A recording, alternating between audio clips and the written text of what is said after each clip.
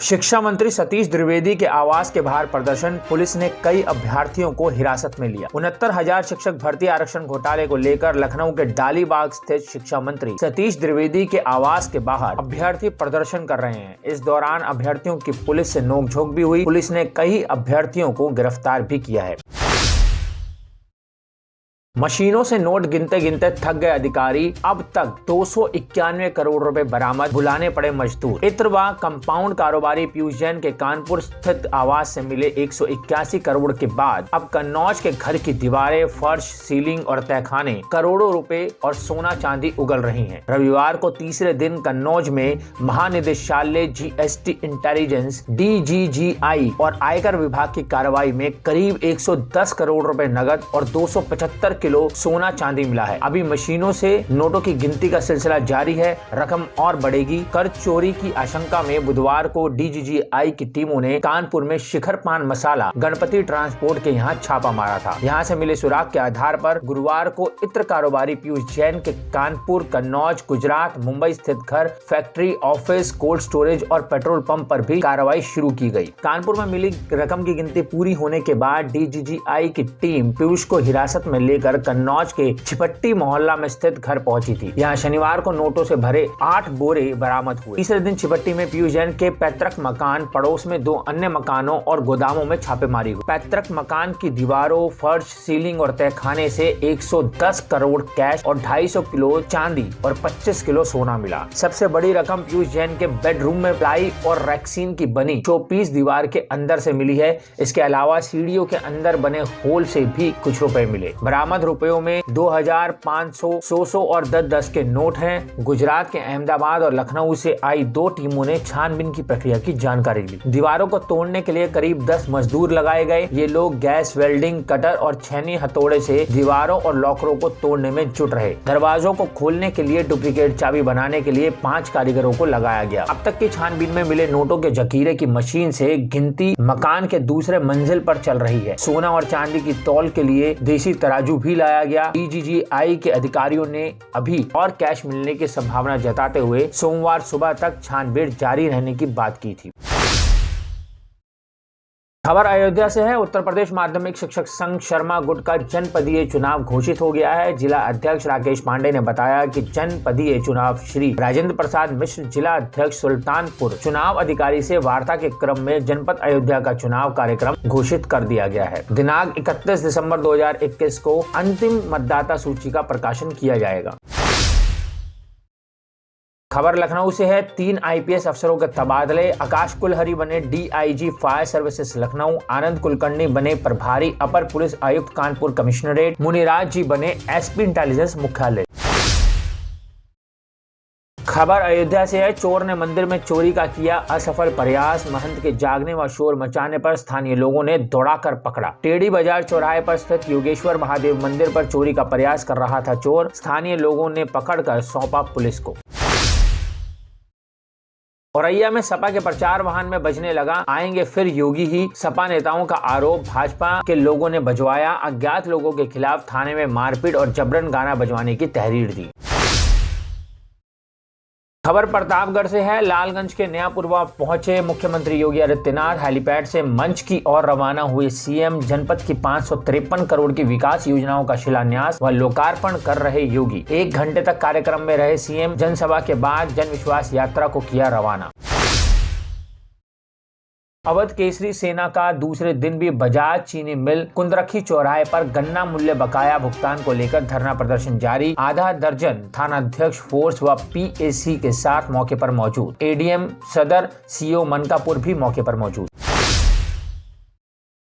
चंदहा नाले पर पुल बनकर तैयार, अप्रोच का इंतजार। हजारों लोगों की राह हुई आसान। खबर बालपुर गोंडा से है। सोनहरा पंडितपुरवा के चंदला नाले पर बना पुल बरसात में जर्जर होने के कारण तेज बहाव में बह गया था, जिससे हजारों लोगों को 10 किलोमीटर का चक्कर काटकर बालपुर, परसपुर व करनैलगंज जाना पड़ता था। पुल बन जाने से चकसेनिया, खरथरी, सेमरी, पदारत, पुरवा, चंदापुर, सोनहरा, भरसड़ा, ढकनिया सहित 1 दर्जन गाँव पंचायत के हजारों लोगों की राह अब आसान हो गई है।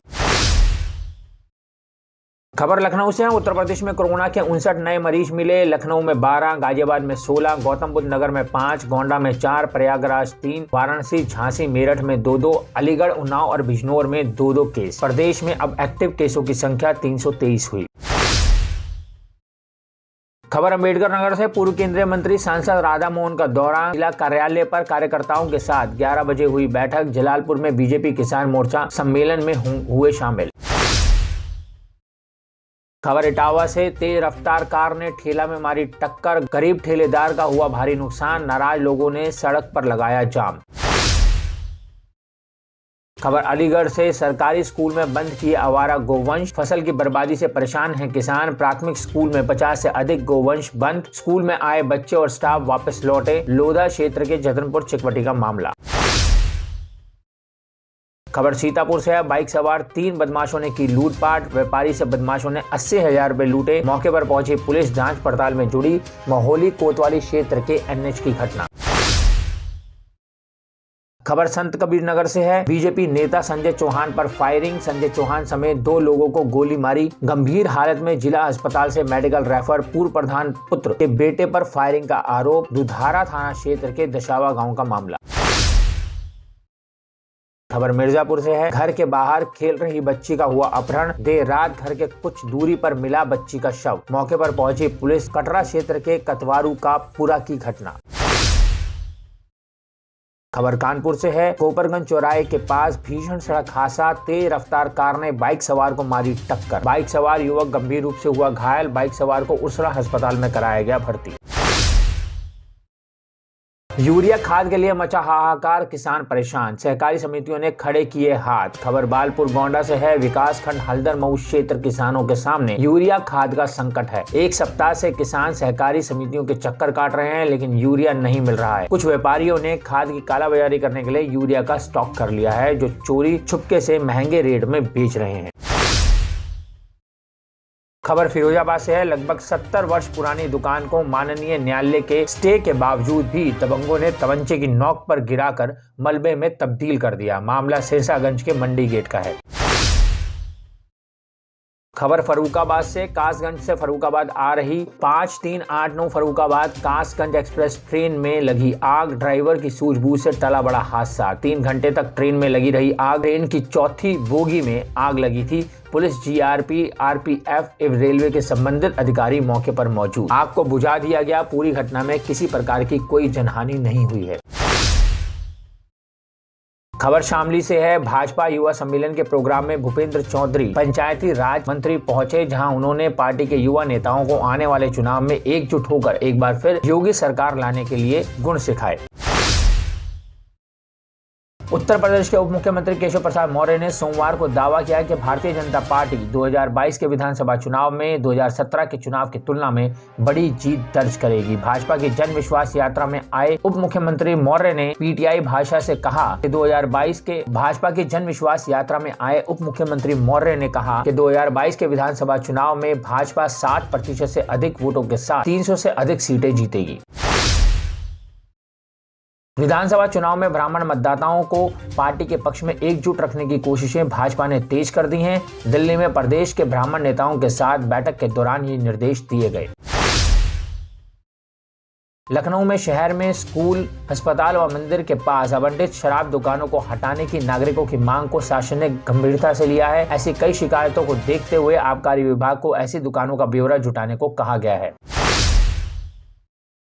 उत्तर प्रदेश पुलिस के विशेष कार्यबल ने सोमवार को अंतर्राज्यीय स्तर पर कछुओं की तस्करी करने वाले गिरोह के 2 सदस्यों को गिरफ्तार करके उनके कब्जे से दुर्लभ प्रजाति के कछुओं की लगभग 80 किलोग्राम झिल्ली बरामद की। STF के सूत्रों ने बताया कि सूचना मिलने पर सुल्तानपुर के रोडवेज बस अड्डे के पास सुबह विनोद तथा जैन कुमार नामक व्यक्तियों को पकड़कर उनकी तलाशी ली गई, तो उनके कब्जे से 7 थैलों के अंदर भरी कछुए की लगभग 80 किलो झिल्ली बरामद हुई है। भारतीय जनता पार्टी सांसद वरुण गांधी ने बढ़ते कोरोना संक्रमण के कारण रात के कर्फ्यू की प्रासंगिकता पर सवाल खड़ा करते हुए कहा कि रात में कर्फ्यू लगाना और दिन में रैलियों में लाखों लोगों को बुलाना सामान्य जनमानस की समझ से परे है। उन्होंने सोमवार को ट्वीट किया कि रात में कर्फ्यू लगाना और दिन में रैलियों में लाखों लोगों को बुलाना ये जन सामान्य की समझ से परे है। वरुण गांधी ने कहा कि उत्तर प्रदेश की सीमित स्वास्थ्य व्यवस्थाओं के मद्देनजर हमें ईमानदारी से ये तय करना पड़ेगा कि हमारी प्राथमिकता भयावह ओमिक्रॉन के प्रसार को रोकना है अथवा चुनावी शक्ति प्रदर्शन। ऐसी और भी रोचक और दिलचस्प खबरें जानने के लिए आप विजिट कर सकते हैं हमारी वेबसाइट www.prsdnews.in। लिंक डिस्क्रिप्शन में दिया हुआ है, अभी जाएं और विजिट करें हमारी वेबसाइट www.prsdnews.in।